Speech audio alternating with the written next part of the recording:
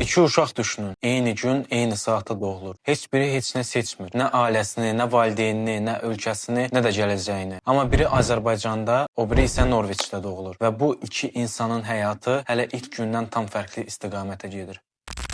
Uşaqlar doğulur. Norveçdə doğulan uşaq üçün dövlət onu avtomatik qeydiyyata alır. Səhiyyə sistemi onu qoruyur. Valideynlər bilir ki, uşaq xəstə olsa pul tapım stresi olmayacaq. Uşaq üçün hər şey dövlət tərəfindən təmin olunur. Azərbaycanda doğulan uşaq isə ailəsinə borcludur, valideynin gücünə borcludur, tanış pula, şansa borcludur. Hər şey ailənin üzərinə düşür. Hələ körpə ikən belə bərabərlik yoxdur. Azərbaycanda doğulan uşaq bunların heç birini bilmir, amma sistem artıq onun taleyinə çoxdan toxunub belə. Norveçdə doğulan uşaq kimi böyüyür. Səhv də edə bilər, sınaya da bilər, ən əsası uşaq qala bilər. Azərbaycanda doğulan isə tez böyüməyə məcburdur. Ayıb olar, elinə deyər, xalqın uşağı sözləri altında əzilir. Valideynin stresi uşağa keçir. Bizdə uşaq çox vaxt valideynin qorxularını daşıyır. Orada isə uşaq özü olaraq böyüməyə icazə tapır. Norveçdə məktəb uşağı bir şəxsiyyət kimi görür. Yarışa yox, həyata hazırlayır. Səhv etmək olar düşüncəsi var. Müəllim qorxu yox, bələdçidir. Azərbaycanda isə məktəb digərlərindən geridə qalmamaq üçün sadəcə bir yerdir. Edilən səhvlər bir utanc simvoluna dönür. Müəllim çox vaxt hakim rolundadır. Məktəb sistemə uyğunlaş deyir. Bu da əlbəttə ki, xarakter yaradır. Norveçdəki gənc tələsmir. Bilir ki, həyat birdən bitmir. Dövlətin verdiyi təhlükəsizlik var. Nə isə bacarmasa, ailə və dövlət dəstəyi var. Azərbaycandakı gənc isə tələsir.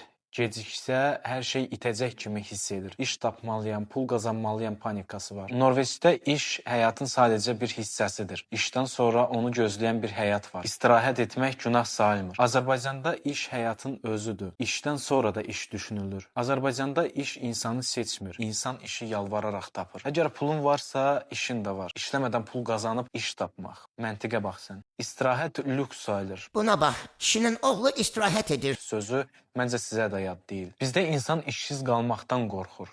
Orada insan mənasız işdə qalmaqdan qorxur. Fərqi gördünüz? Norveçdə psixoloji dəstək normaldır. Utanılacaq bir şey deyil. Mən yaxşı deyiləm, deyilə bilir. Ailə və yaxınları ilə hər şeyi olduğu kimi danışa bilirsən. Azərbaycanda isə psixoloqa gedənə dəli deyirlər. Problemlər içə atılır. Yorulmaq ayıbdır. Valideynlərə və yaxınlarına heç nə danışa bilmirsən. Ya partlayır, ya da sönür. Bizdə insanlar güclü görünməyə məcburdur. Orada insanlar zəif olduqlarını deməyə icazəlidir. Bu da uzun müddətli fərq yaradır. Norveçdə insan 10 il sonranı planlaya bilir. Gələcək real plandır. Fikirlər və arzular həmişə dəstəklənir. Azərbaycanda isə insan gələn ayı çətin görür. Gələcək təxirə salınmış bir ümiddir. Arzuların lağa qoymaq üçün bir obyektə çevrilir. Bu fərq insanı dəyişir. Daha sərt, daha gərgin, daha stresli edir.